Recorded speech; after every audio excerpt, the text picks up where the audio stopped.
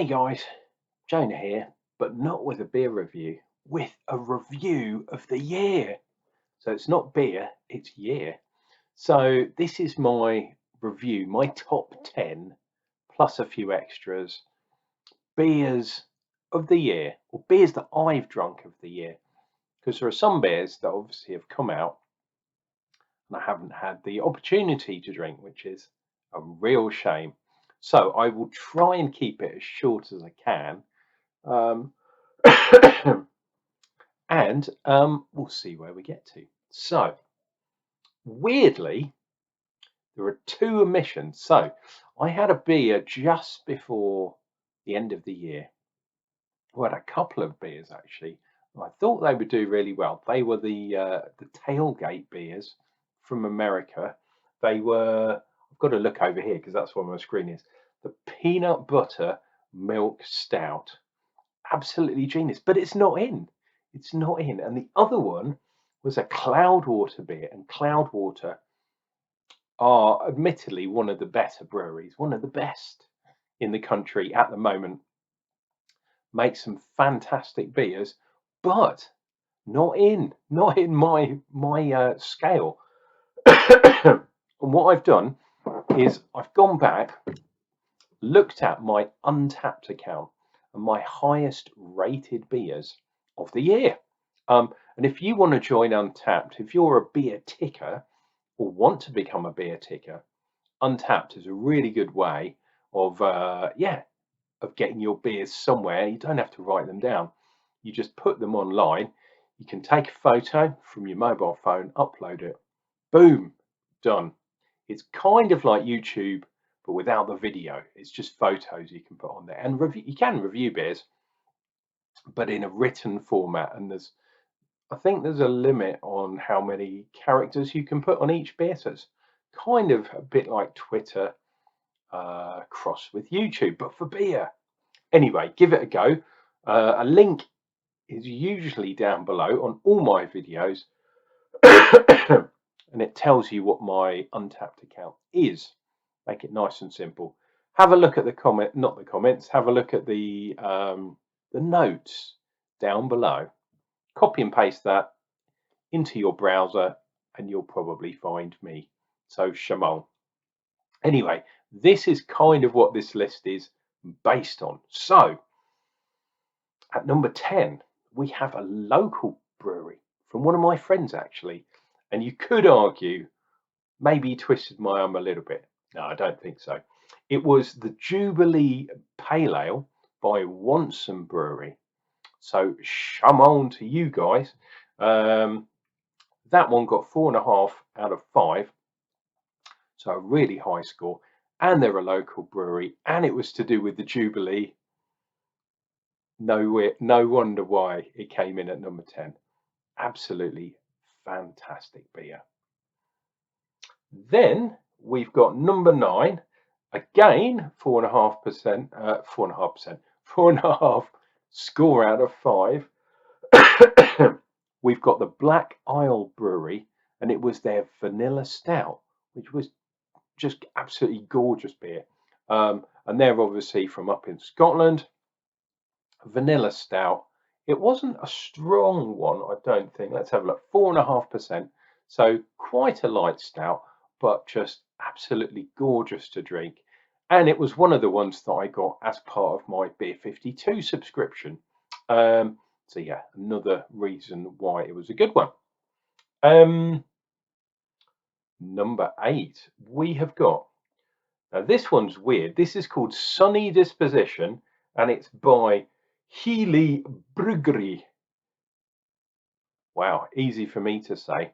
And that was an American style IPA, and I'm pretty sure they were from a Scandinavian country. I can't remember which one it was. Let's pick one at random and say Denmark or Sweden or Norway. One of those, but absolutely fantastic beer that was. Then coming in at number 7 is the first of the Vocation beers. For various different reasons, obviously Vocation I really like. They were my best friend's favourite brewery, well, favourite beer. So I bought a lot of beers from Vocation over 2022. By far the biggest amount of beers. I think it was well over 60 beers that I bought from them over the year. And the top 7 was Glitch. It was called, from Vocation, and that was just a normal pale ale, but it was reasonably strong, an English pale ale of 5.2% on the ABV. Absolutely fantastic. And if I remember rightly, that's the one that has a face of a kind of dog, but it's kind of in 3D. So it looks like it's in movement on the can. So the can design was really good. But that beer, oh, fantastic. But as you will probably see, there's more to be coming from Vocation. Right, we have got. Oh, actually, we have got at number 6, we have the Naughty but Nice, or Naughty and Nice, Whipped Nugget Chocolate Stout, which was the one that was Milky Way. I think I drank that one right at the end of the year. I bought it as part of the Christmas selection box. Actually, I think I bought it maybe in November and just kept it around for a while. But I had it in between Christmas and New Year, essentially. And it was the one that was Milky Way. That was by far the best one for me in that box. Sweet Stout, it was called, and it was coming in at 7% ABV. And that, it was absolutely gorgeous. It had some lovely milk, kind of milk chocolate, a tiny bit of sort of vanilla-y kind of nougat in there, a little bit like the Stay Puffed, kind of the marshmallow beer, it was called, by that Welsh brewery that I can never remember the name of, but they were really good, and that beer was absolutely the best in that box set. There were some stronger ones in there, but none as nice as that one. So that was the Milky Way one, or they called the Whipped Nougat Chocolate Stout.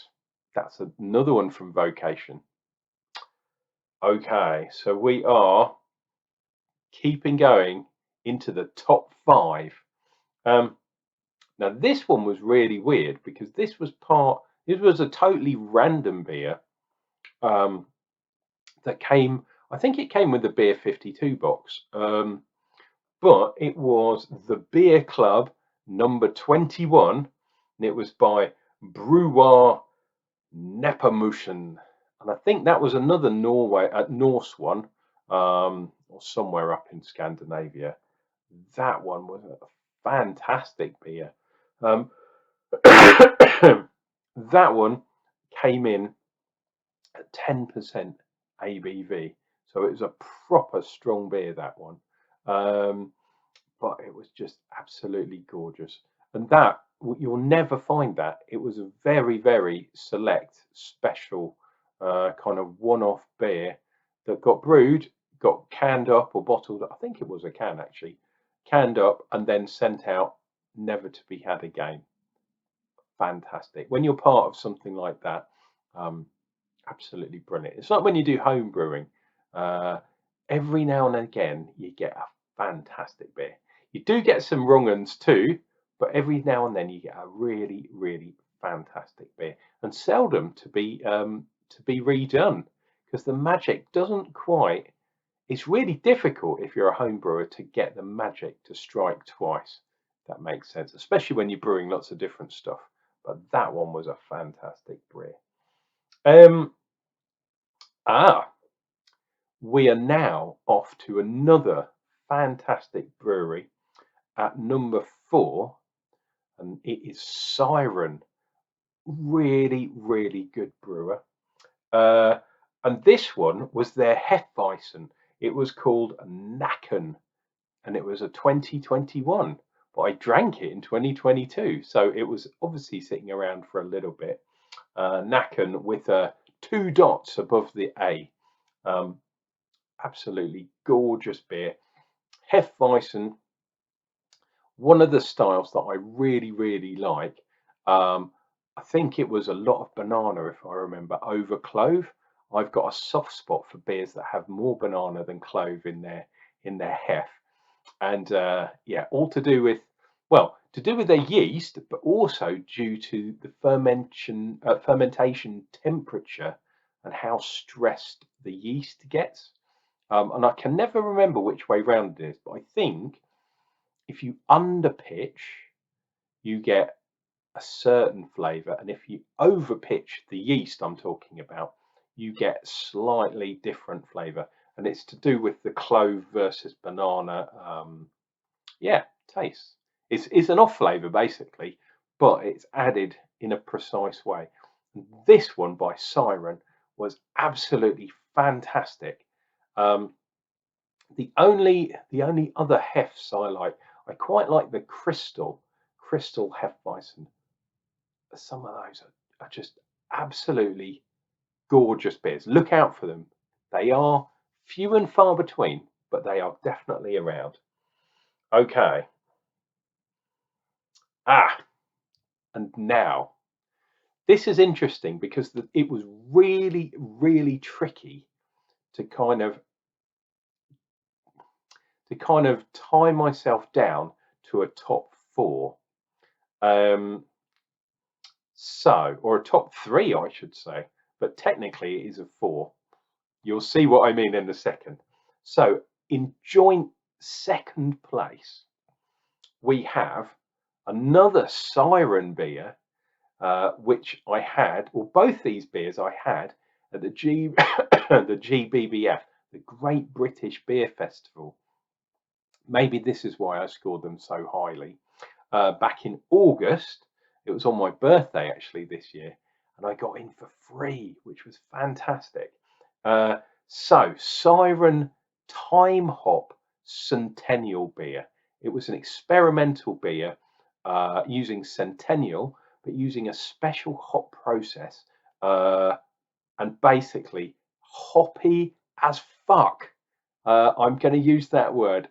It was the hoppiest bad boy that I had. There were other versions of this time hop beer, but I thought the Centennial one was by far the best. Um, and in the other joint place is a Vocation beer. Hey, you knew there was going to be more Vocation, right?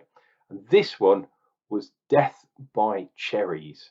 Again, this was at the GBBF, the Great British Beer Festival in London's Olympia. Um, and this was a fruited sour, obviously with cherries. And I wouldn't say it was a lambic. It wasn't that sour, but it was pretty sour. Lots of cherries in there.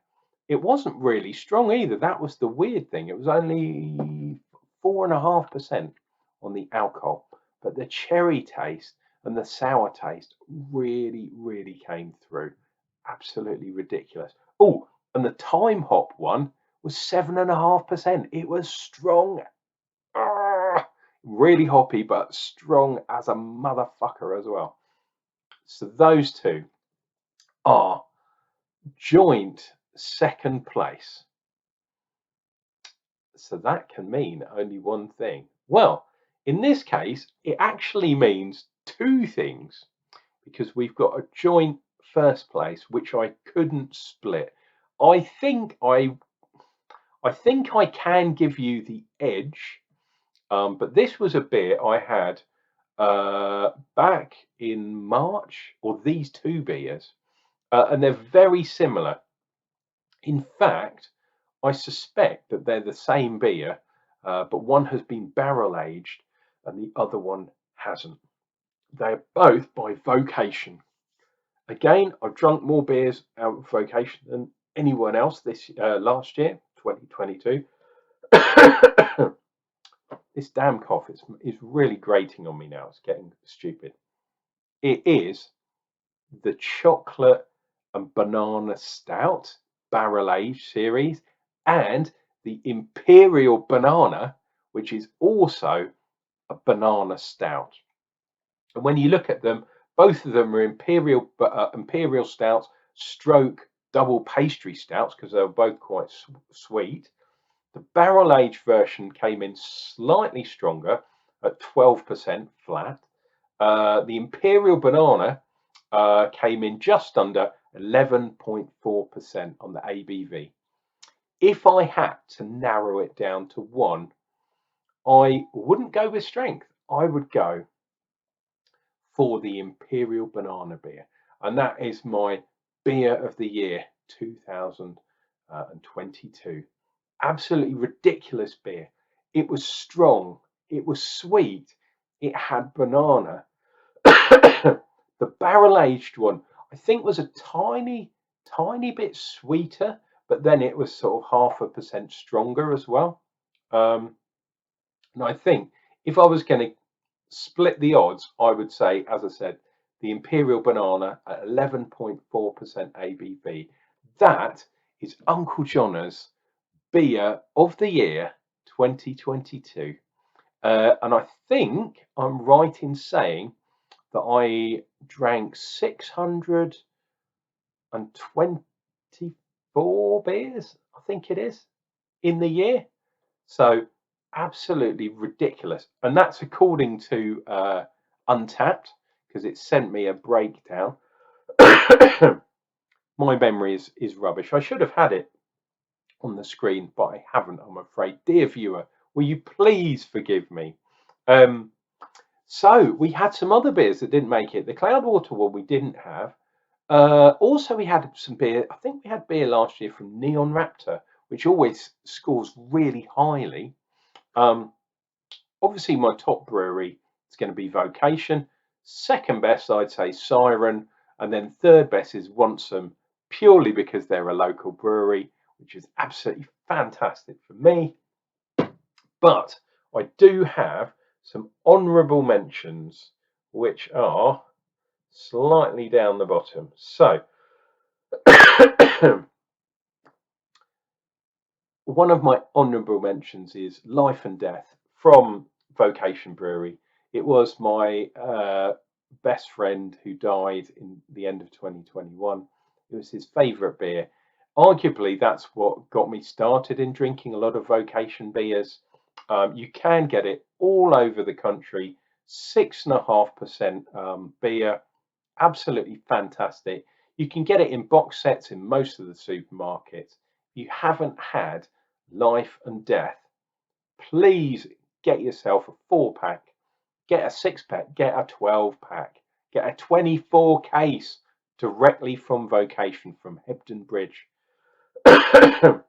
Absolutely fantastic beer.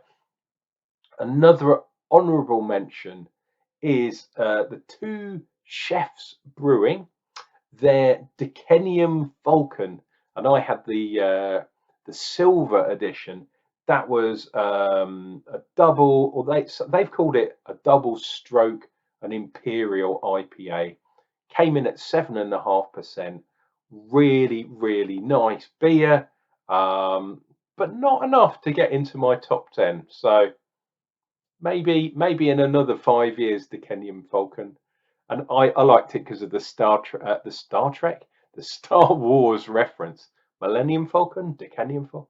Anyway, there was a gold version as well that was floating around, but yeah, I couldn't get hold of that, so I got the silver edition, which was really good. Nice beer. And the third honourable mention, and probably the last beer I'm going to talk about today, is a really interesting one. It was by Wild Beer Co. And really, unfortunately, Wild Beer are no more. They have kind of gone under. Yeah, they're not making beer anymore. So if you go down to the supermarket, they are quite expensive. And I would say Waitrose in the UK is probably one of the places that do wild beer the most. And they still have some. I was there a week and a half ago, and I was like, should I buy a £5 beer? And I was like, I can't really do it to myself. But again, at the Great British Beer Festival, Wild Beer had Theology, it was called, or Thiology, because it's spelt Thiology, thiols. Absolutely genius. So this was a pale ale. It was a NEPA, and it was at 4.3%, quite a light beer.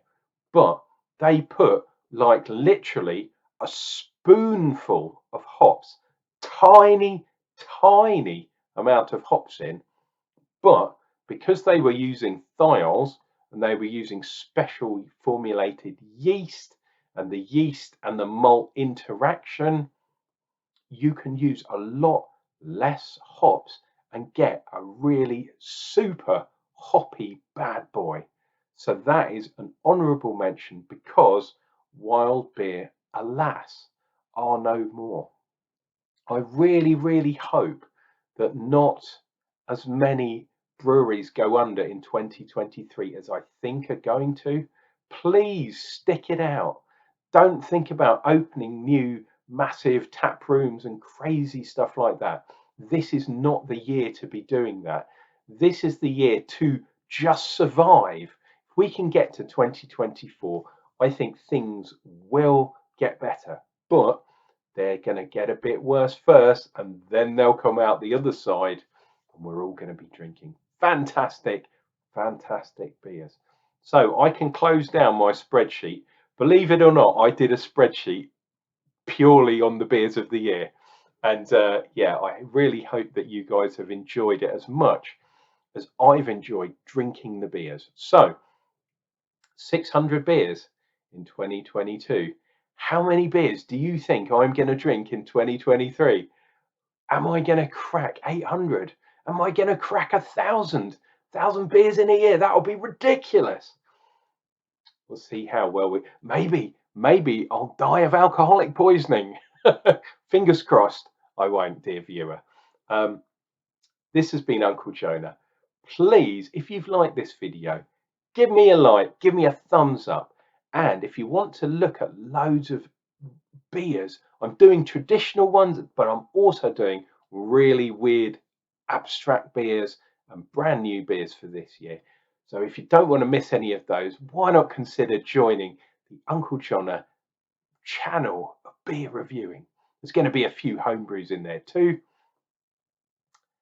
Dear viewer, thank you for being with me through 2022, and we are on to 2023, and I really hope things are going to get better. And hey, what's the worst that's going to happen? You're going to watch a crazy guy on YouTube drinking beers and hopefully cheering you guys up. Cheers and beers, guys. We'll see you for another beer review, lots more during the year, and hopefully you've enjoyed 2022. Take care, guys. Come on!